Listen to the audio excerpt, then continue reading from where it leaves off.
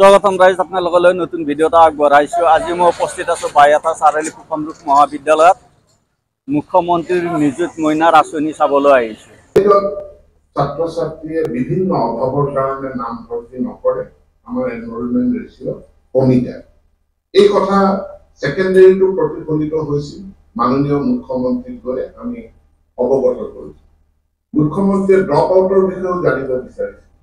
আমি drop out জনাইছিলো যে আমাক এদিন মাতি ক'লে যে আমি নিযুত মইনা নামৰ এখন আঁচনি আহৰণ কৰিম, যাতে পিতৃ মাতৃয়ে কন্যা শিশুৰ শিক্ষা, আপুনি সেকেন্ডাৰীৰ কথা কৈছিল, তাতো ড্ৰপ আউট বেছি, তাতো জিআৰ কম, গতিকে হায়াৰ সেকেন্ডাৰী সামৰি লৈ কেৱল উচ্চ শিক্ষা নহয়, হায়াৰ সেকেন্ডাৰী সামৰি লৈ পোষ্ট গ্ৰেজুৱেট মাষ্টাৰ ডিগ্ৰী ইউনিভাৰ্চিটিলৈকে সামৰি আমি ছাত্ৰ ছাত্ৰীসকলৰ কাৰণে আমি এক নিযুত মইনা আঁচনি গ্ৰহণ কৰিম।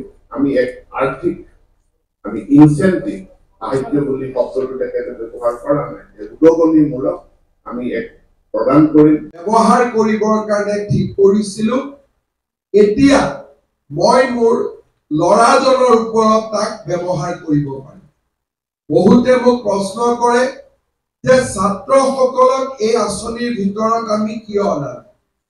ঘৰত যদি এগৰাকী ভায়েক থাকে আৰু এগৰাকী ভনীয়েক থাকে, ভনীয়েকজনীৰ পঢ়াৰ দায়িত্ব চৰকাৰে গ্ৰহণ কৰাৰ লগে লগে ছোৱালীগৰাকীৰ পঢ়াৰ ওপৰত দেউতাকে যিখিনি টকা খৰচ কৰিম বুলি ভাবি থৈছিলে, অবভিয়াছলি কি সেভিংস হ'ব, কি সঞ্চয় হ'ব, আৰু সেই সঞ্চয় তেওঁ পৰিয়ালৰ ল'ৰাটোৰ ওপৰত বা পুত্ৰৰ ওপৰত বা ভায়েকৰ ওপৰত ব্যৱহাৰ কৰিব পাৰিব।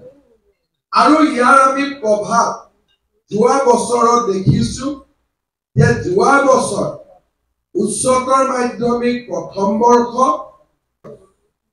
বৰ্ষত যিমান ছাত্ৰ ছাত্ৰীয়ে নামভৰ্তি কৰিছিল, তাতকৈ এইবাৰ অধিক ছাত্ৰ ছাত্ৰীয়ে মহাবিদ্যালয় বিশ্ববিদ্যালয়ত নামভৰ্তি কৰিছে। আৰু নামভৰ্তিতকৈ আটাইতকৈ ডাঙৰ কথাটো হৈছে যে ছেকেণ্ড ইয়াৰত ছোৱালী সাধাৰণতে ড্ৰপ আউট হয়। এইবাৰ আমি দেখা পাইছো যে হায়াৰ সেকেন্ডাৰী ছেকেণ্ড ইয়াৰত কোনো ছোৱালীয়ে স্কুলৰ পৰা নিজক আঁতৰাই অনা নাই। ডিগ্ৰী ছেকেণ্ড ইয়াৰত কোনো ছোৱালীয়ে কলেজৰ পৰা আঁতৰি অহা নাই, আৰু পোষ্ট গ্ৰেজুৱেটত কলেজৰ পৰা আঁতৰি অহা নাই। লগত আৰু এটা কথা মই নিশ্চয় ক'ব লাগিব যে এইবাৰ দুদিন পিছত আমি গম পাম যে হায়াৰ সেকেন্ডাৰী আৰু ডিগ্ৰী কিমান ছোৱালীয়ে বিয়াত বহিছে। আমি আশা কৰিছিলো যে ডিগ্ৰী আৰু হায়াৰ সেকেন্ডাৰী কোনো ছোৱালীয়ে বিয়াত নবহিব। এতিয়া আমি কিমান সফল হৈছো, কিমান সফল হোৱা নাই, এইবাৰ নিযুত মইনা কিমানে পাব, সেই পৰিসংখ্যাটো সমাজ আমাৰ সন্মুখত আহি থিয় দিব। আমি যিসকলে ষ্টেটাছক ভাল পাওঁ, যিসকলে স্থিতাৱস্থাক ভাল পাওঁ, তেওঁলোকে সমাজৰ এই প্ৰশ্নবিলাকক প্ৰশ্ন হিচাপে সুধিবলৈ ভয় কৰিছে। আৰু সেয়েহে স্বাধীনতাৰ ৭৫ বছৰ আদৰণি জনাইছো আমাৰ মাজলৈ আজি এই প্ৰপত্ৰ শুনানি অনুষ্ঠানলৈ। ছাৰৰ বাবে আমাৰ মহাবিদ্যালয়ৰ এটি স্মাৰক আছে, ছাৰক স্মাৰকটি প্ৰদান কৰিম। ছাৰ নমস্কাৰ। ছাৰ নমস্কাৰ। কামৰূপ মহাবিদ্যালয়ত আজি নিযুত মইনা আঁচনি বিতৰণ কৰা হ'ল। আজি মুখ্যমন্ত্ৰী নিযুত মইনা আঁচনিটো আমি কামৰূপ মহাবিদ্যালয় আনুষ্ঠানিকতা কৰিলোঁ। মুখ্যমন্ত্ৰী ডাঙৰীয়াই গুৱাহাটী ইউনিভাৰ্চিটিত আনুষ্ঠানিকতা কৰিছে। আমি লাইভ যোগে তেখেতৰ অনুষ্ঠান চালোঁ, আৰু আজিও তেখেতৰ অনুষ্ঠান হৈ যোৱাৰ পিছত আমাৰ এই কামৰূপ কলেজত এই অনুষ্ঠানৰ আমি শুভ আৰম্ভণি কৰিছোঁ। এই নিযুত মইনা আঁচনি ছোৱালীসকলৰ কাৰণে ব্যৱস্থা কৰা হৈছে ভৱিষ্যতে নিযুত মইনা আঁচনিয়ে নতুন প্ৰজন্মৰ ছোৱালীসকলক প্ৰেৰণা দিব মুখ্যমন্ত্ৰী ডাঙৰীয়াই সদায় লাগি আছে তাৰে আজি শুভ আৰম্ভণি হিচাপে আমি এই অনুষ্ঠানত উপস্থিত থাকিলোঁ পুনৰবাৰ সকলোকে ধন্যবাদ জনাইছোঁ মুখ্যমন্ত্ৰী ডাঙৰীয়াক বিশেষভাৱে ধন্যবাদ জনাইছোঁ আৰু লগতে স্বাস্থ্যমন্ত্ৰীকো আমি ধন্যবাদ জনাই মই ইয়াৰ পৰা বিদায় ধন্যবাদ ঠিক আছে ছাৰ যিসকল আমাৰ ছাত্ৰী অকল প্ৰমুখ মহাবিদ্যালয়ৰ ছাত্ৰী নহয় গোটেই অসমৰ যিসকল ছাত্ৰী অধ্যয়ন কৰি আছে উচ্চ শিক্ষা অনুষ্ঠানত এটা গৌৰৱৰ দিন আমাৰ মাজত আমি অতিকে আনন্দিত হৈছোঁ আমাৰ সন্মানীয় বিধায়ক মহোদয় শ্ৰীযুত দিগন্ত কলিতা উপস্থিত আছে আমাৰ মাজত আছে আমাৰ ভাইচ প্ৰিন্সিপাল বাইদেউ APSC কোঅৰ্ডিনেটৰ লগতে শিক্ষক আৰু ছাত্ৰী আৰু ছাত্ৰ সন্থাৰ বিষয়ববীয়াসকল মই মহাবিদ্যালয়ৰ তৰফৰ পৰা শুভেচ্ছা জ্ঞাপন কৰিছোঁ আৰু ইতিমধ্যে মুখ্যমন্ত্ৰী মহোদয়ে ইমান দীঘলীয়াকৈ সম্পূৰ্ণভাৱে গোটেই কথাখিনি বৰ্ণনা কৰিছে আপোনালোকে শুনিছে আৰু ভাৰতবৰ্ষৰ ভিতৰতে এইটো এটা আঁচনি যিটো কোনো ৰাজ্যত নাই মই ব্যক্তিগতভাৱে দুই এখন ৰাজ্যৰ কথা জানো ইতিমধ্যে বিধায়ক মহোদয়ে কৈছে মুখ্যমন্ত্ৰী মহোদয়ে কৈছে বিভিন্ন ৰাজ্যত বিভিন্ন আঁচনি চলি থাকে কিন্তু মুখ্যমন্ত্ৰী ডাঙৰীয়াই গুৱাহাটী ইউনিভাৰ্চিটিৰ পৰা তেখেতে আৰম্ভ কৰিছে আৰু আমি সকলোৱে তেখেতৰ লাইফ তেখেতৰ বক্তব্য আৰু চৰকাৰী অনুষ্ঠানটো আমি সকলোৱে ইয়াৰ পৰা প্ৰত্যক্ষ কৰিছোঁ আজি নিযুত মইনা আঁচনিৰ শুভ আৰম্ভণি অনুষ্ঠানৰ আৰম্ভণি আমি পূব কামৰূপ কলেজৰ পৰা আমি আৰম্ভ কৰিম যেনেকৈ মুখ্যমন্ত্ৰী ডাঙৰীয়াই যি ধৰণে গুৱাহাটী ইউনিভাৰ্চিটি অসমত প্ৰত্যেকটো বিধানসভা সমষ্টিত মুখ্য অতিথি হিচাপে যি দলৰেই নহওক বিধায়কসকলক বিভিন্ন অনুষ্ঠানত এই অনুষ্ঠানত আজি উপস্থিত আছে ঠিক সেই ধৰণে আজি আমি পূব কামৰূপ কলেজত উপস্থিত আছোঁ এই কলেজৰ অধ্যক্ষ ভূপেন শৰ্মা ডাঙৰীয়া উপাধ্যক্ষ ডক্টৰ ৰীনা ডেকা ডাঙৰীয়ানী এইখন কলেজৰে অন্যতম IQACৰ কোঅৰ্ডিনেটৰ ডক্টৰ খগেন ডেকা আৰু এই অনুষ্ঠানটো নডেল অফিচাৰ ৰিচা শৰ্মাৰ লগতে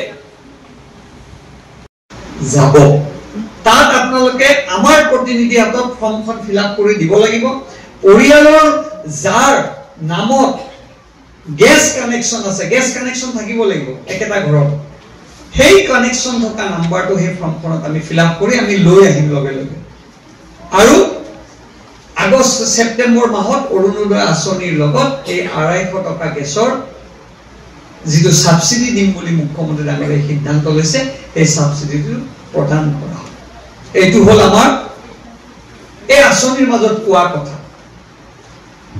আজি আমি নিযুত মইনা আঁচনিলৈ আহিছোঁ মই এতিয়া ইয়াত বহি থাকোঁতে মই কাকো সমালোচনা কৰা নাই মই ইয়াত আমাৰ দায়িত্ব দিছে নোডেল অফিচাৰ হিচাপে কাক দায়িত্ব দিছে ৰিচা শৰ্মা নিশ্চয় আছে নতুন প্ৰজন্মৰ ছোৱালী নতুনকৈ আহিছে আপোনালোকক যিটো টিমক দায়িত্ব দিব মই সুধিছোঁ অকল ৰিচা শৰ্মাই পাৰিব নেকি প্ৰিন্সিপালে কৈছে 10 জন নতুন ফেকাল্টি দিয়া হ'ব আপুনি এবাৰ থিয় চিনাকি দিয়ক চব তেওঁলোকেতো গম পাব লাগিব আপুনি যেটো দায়িত্ব ইফালে এবাৰ চবকে এই বাইদেউজনী কোঅৰ্ডিনেটৰ আৰু এই বাইদেউজনীৰ লগত আৰু 10 জনী ফেকাল্টি দায়িত্ব দিয়া হৈছে কি দায়িত্ব